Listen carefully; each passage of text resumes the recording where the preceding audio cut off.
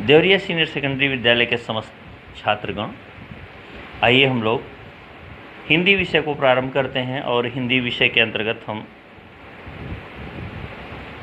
कुछ तथ्य हैं जिन तथ्यों का विवेचन करेंगे और उस विवेचन के साथ हम अपने अध्ययन कार्य को आगे बढ़ाना चाहेंगे।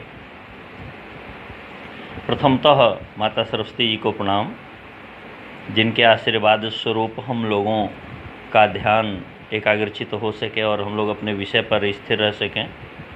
मन की चंचलता को नियंत्रित किया जाए और अध्ययन के कार्य को सुदीर्घ और सुष्ठु तरीके से समापन कर लिया जाए।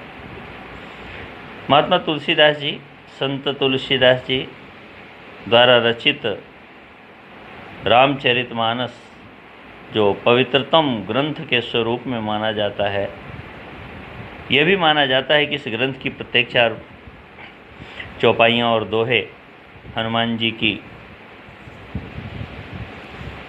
प्रामाणिकता पर लिखे गए हैं। आइए हम लोग वीडियो के अगले भाग में देखते हैं। श्री राम विवाह का प्रसंग धनुष भंग हो चुका है, परशुराम जी का आगमन हो चुका है। परशुराम और रामचंद्र जी की बातें कुछ शुरू हो चुकी थी, जो पिछले वीडियो में आप लोग सुन चुके हैं। इस समय हम लोग पहले खंड के बाद दूसरे खंड की तरफ बढ़ेंगे। लखन कहा हंसे हमरे जाना, अभी तक बात हो ही रही थी। लक्ष्मण जी ने कहा हंस करके, हे ऋषवर, जहाँ तक हम जानते हैं, सुनहु देव सब धनुष समाना। हे ऋषवर, हे श्रेष्ठ, हे पृथ्वी के देव तुल्य महर्षि, जहाँ तक मैं जानता हूँ सारे धनुष एक समान होते हैं। धनुष चलाने वाले की विशेषता होती है, कोई धनुष छोटा बड़ा नहीं माना जाता है।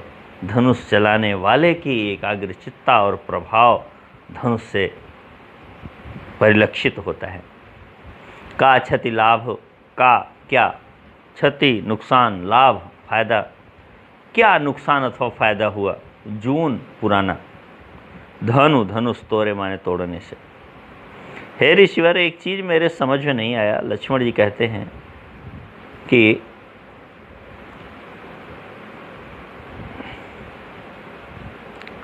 का क्षति लाभ जून धनु तोरे। का माने क्या, क्षति लाभ माने लाभ हानि, हानि लाभ, जून माने पुरानी, धनुष माने धनु माने धनुष, तोरे माने तोड़ने से। देखा राम ने इनके भोरे। ऐसा कह करके लक्ष्मण जी ने राम की तरफ देख लिया। अब तो और गड़बड़ हो गया। आप कोई गलती कर रहे हो, ऐसी बात बोल रहे हो जो सामने वाले को अच्छी न लगे और अपने पिताजी की तरफ देख के बोल दो, इसका मतलब हुआ यानी आपके पिताजी आपका समर्थन कर रहे हैं। तो यहाँ लक्ष्मण के बड़े भाई हैं राम, परशुराम से बात कर रहे हैं कि हे प्रभु, आप कह रहे थे कि यह शंकर जी की धनुष है, ये कैसे तोड़ दिए। आप हड़का रहे थे हमको, मेरे समझ में नहीं आया। सारी धनुष एक समान होती, हम लोगों ने बहुत धनुष तोड़ी थी बचपन में, लेकिन कभी आपने ऐसी गुस्सा नहीं की। हे प्रभु, यह धनुष तो बहुत पुरानी थी, इसके टूट जाने से आपका नुकसान ही क्या हुआ और इसको तोड़ने से हमें लाभ ही क्या हुआ। अगर इसको तोड़ने से हमें कोई नुकसान लाभ होता और आपको कोई नुकसान होता तो इसके ऊपर आपका गुस्सा जायज़ था। लेकिन जब हमारा कोई फ़ायदा ही नहीं हुआ, आपका कोई नुकसान भी नहीं हुआ, धनुष ऐसे भी घिसा पिटा पुराना था, तो ऐसे धनुष को टूट जाने पर आपके क्रोध का कारण मैं नहीं समझ पा रहा हूँ। और थोड़ा और बढ़ के सोचिए तो ये भी आप अर्थ निकाल सकते हैं कि ऐसे धनुष के टूटने से, इस पुरानी धनुष के टूटने से अगर एक राजकन्या सीता का विवाह जैसा सुंदर काज संपन्न हो जाए तो इसमें और भी कोई दोष नहीं। हालांकि ये बात यहाँ पे नहीं कही गई है। छुअत टूटी रघुपति ही न दोषु। हे ऋषिवर, छुअत टूट, ये धनुष कोई मेहनत थोड़ी किए हम लोग। छुअत जैसे छुआ टूट गई। रघुपति हूँ, पति हूँ, रघुपति हूँ, रघुपति को न दोषु, नहीं दोष लगना चाहिए। प्रभु, हम लोगों ने तोड़ा थोड़े ही, रघुपति ने, राम ने इसको तोड़ा थोड़े ही, छुआ तो टूट गई, उठाया तो टूट गई। धनुष है, हथियार है, तो उसको छूने का, देखने का तो फर्ज क्षत्रिय का बनता ही है। एक क्षत्रिय हथियार को अगर नहीं देखेगा, नहीं उठाएगा, नहीं छुएगा तो क्षत्रिय कैसा? और क्षत्रिय का कार्य हमने किया, उसको छुआ और वो धनुष टूट गई, तो इस पे आपका गुस्सा उचित नहीं है। मुनि बिन काज करिए कतरोसु, मुनि बिन काज, आप जैसे ऋषि के बगैर यह काज जो गुस्से का काम है वो कौन दूसरा करेगा प्रभु? आप ही हो जो इस पे गुस्सा कर रहे हो। आपके अलावा कोई इस धनुष के टूटने पे क्रोध नहीं किया। सारे लोगों ने तो खुशी मनाई धनुष टूटने की। व्यंग्य अर्थ यहाँ भी है कि प्रभु इस धनुष के टूटने पे सारी सखियाँ खुश, सीता खुश, राजमाता खुश, राजा खुश, आए हुए लोग खुश, पूरी दुनिया खुश, विवाह जैसा सुंदर कार्य होने वाला है। और आप ही एक ठो हैं जो गुस्सा कर रहे हैं। आपके बगैर मैंने किसी को ऐसे धनुष के टूटने पे गुस्सा करते हुए नहीं देखा प्रभु। मैं समझ नहीं पा रहा हूँ आपके गुस्से का कारण क्या है। बोले चितई परशु की ओरा, परशुराम जी फरसे की ओर देखे और लक्ष्मण से बोले, क्या बोले? रे सठ है नीच मूर्ख लक्ष्मण, सुने नहीं हो तुम? स्वभाव न मोरा, मेरा स्वभाव नहीं सुने हो। मैं क्या करता हूँ, किस तरह से व्यवहार करता हूँ, मेरा स्वभाव तुमको पता नहीं है।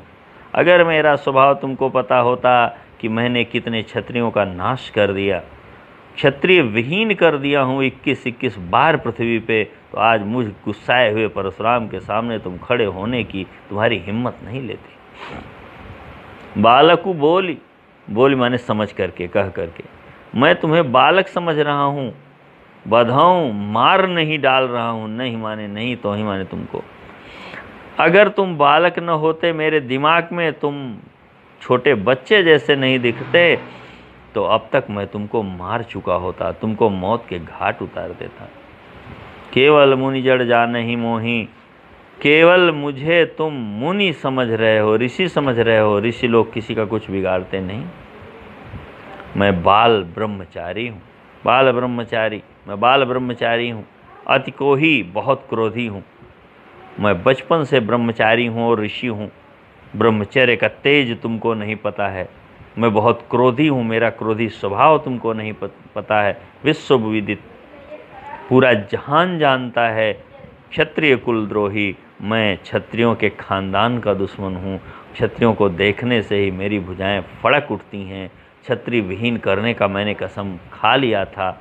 इस हालत में इतना सब कुछ तुम मेरे बारे में अगर जानते तो आज तुम मुझसे बकवाद नहीं करते।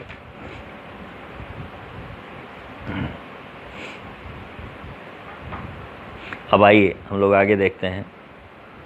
भुज बल भूमि भूप बिन कीन्ही, हे लक्ष्मण, हे राजा के लड़के, मेरी बात सुन लो। भुजबल, मैंने अपने हाथों के भुजाओं के ताकत के आधार पर, सेना लेके नहीं, ब्रह्मास्त्र लेके नहीं, रथ लेके नहीं, अपनी भुजाओं के, व्यक्तिगत भुजाओं के दम पर मैंने भूमि माने पृथ्वी को, भूप माने राजा, बिन माने बगैर, कीनी माने कर दिया। मैंने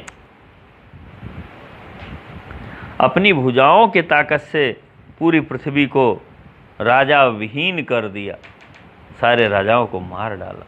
विपुल बार, एक दो बार ने, बहुत बार, मैं ही यानी पृथ्वी को, देवन दीनी, देवताओं को, देवताओं ही अर्थ है, लेकिन महिदेवन माने पृथ्वी के देवता यानी ब्राह्मणों को दान में दे दिया।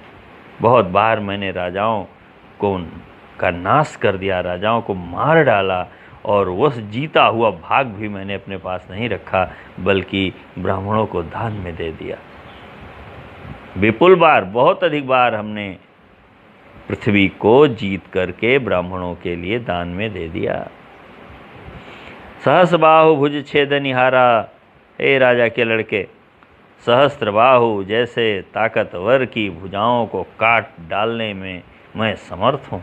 मैंने काट डाला, उसका खानदान नाश कर दिया। परशु विलोक महीप कुमारा, हे महीप कुमार, राजा के लड़के, विलोक देखो, परशु माने फरसा, हे राजा के लड़के, तुम मेरे फरसे को देखो और डरो। कहीं ऐसा न हो मैं तुम्हारी भी मौत का कारण बन जाऊं। अब आगे दोहा है। मातु पिता ही जन सोच बस कर सिमहीश किशोर, गर्भन के अर्भक दलन परसु मोर अति घोर। देख लीजिए चौपाई नीचे लिखी हुई है। मातु पिता ही जन सोच बस कर सिमहीश किशोर, गर्भन के अर्भक दलन परसु मोर अति घोर। मतलब क्या है इसका? इसका अर्थ कुछ इस प्रकार से है कि हे राजा के लड़के, मातु पिता ही जन सोच बस अपने माता पिता को चिंता में डालने का कार्य मत करो। करश महेश किशोर, हे महेश, मही के ईश्वर यानी राजा, हे राजा के लड़के, तुम अपने माता पिता को चिंता में मत डालो। मतलब अगर मैं तुमको मार डालूंगा तो तुम्हारे माता पिताजी दुखी होंगे, तुम अपने माता पिता के दुख का कारण मत बनो। गर्भन के अर्भक दलन, यह मेरा फरसा। गर्भन के अर्भक, अर्भक बच्चा, कैसा बच्चा? गर्भन के, जो गर्भ में पल रहा हो ऐसा बच्चा, दलन वह भी मर जाता है, नष्ट हो जाता है। परसुमोर अति घोर, यह मेरा इतना भयानक फरसा है जिस फरसे की आवाज़ सुन करके गर्भस्थ शिशु प्राण छोड़ देता है, जो कि फरसे को देखा भी नहीं होता है। और तुम हो, तुम मुझसे बहस कर रहे हो, ऐसा तुम्हें शोभा नहीं देता। यदि तुम बहस करोगे तो शायद तुम भी यहाँ से जिंदा वापस नहीं जाओगे। इसलिए हे राजा के लड़के, तुम अपने माता पिता की चिंता का कारण मत बनो, और मैं चाहता हूँ कि तुम चुप हो जाओ, अन्यथा मैं तुम्हें मार डालूंगा।